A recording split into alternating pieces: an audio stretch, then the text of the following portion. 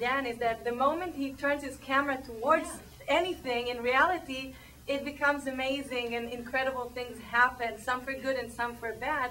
But all the fact that it was the same 8 days, were the 8 days of Hanukkah, the last 8 days of the show, the last 8 days of the year 2000, it's incredible. If we wrote that in a fiction film, nobody would believe it, but it really happened. And Dan is one of those people that when he's there, it happens like that. It's amazing.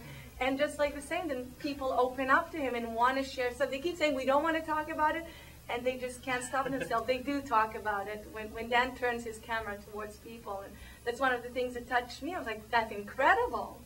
So yeah, it did. I mean, of course, we did a little bit of pickup shoots here and there, but really the core of it is 8 days. That's why it has this authentic feel of real time, a real off-Broadway show.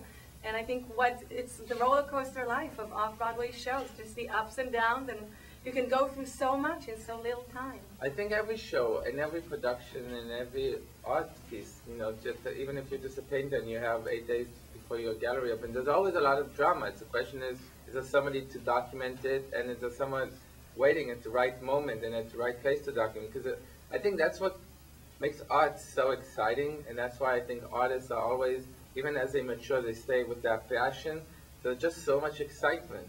It's just that most of the time nobody is there to kind of share in that excitement and try to bring the story of that excitement to the world. Well, speaking of excitement, I'm curious what you thought of the play itself. I love the play because look, I just decided I'm going to do, you know, this little old lady, I'll do her, you know, a favor, I'll come see her play. I didn't think I'm going to film it, you know.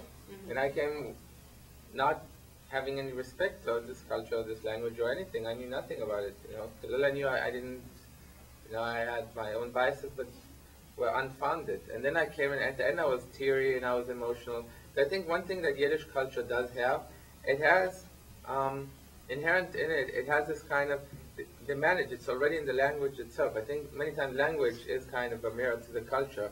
Every sentence, every word is both funny and sad at the same time. You never know when people talk if it's really sad or it's really funny.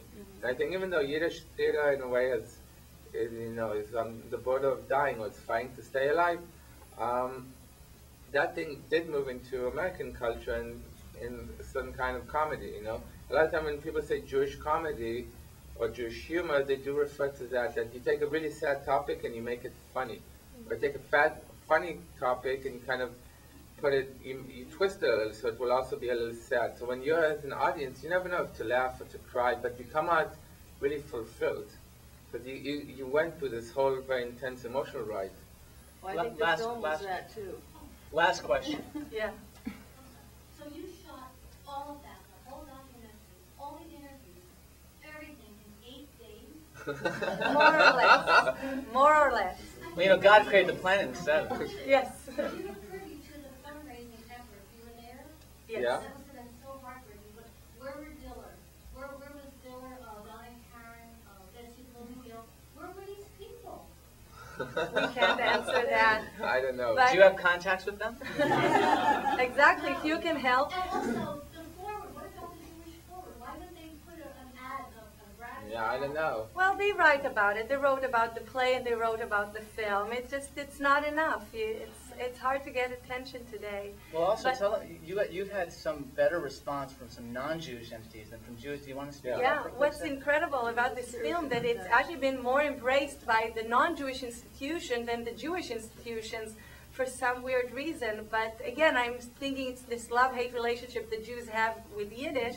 But, you know, the fact is that we got a whole page story in the front page of the LA Times calendar, but a few little stories in other Jewish publications.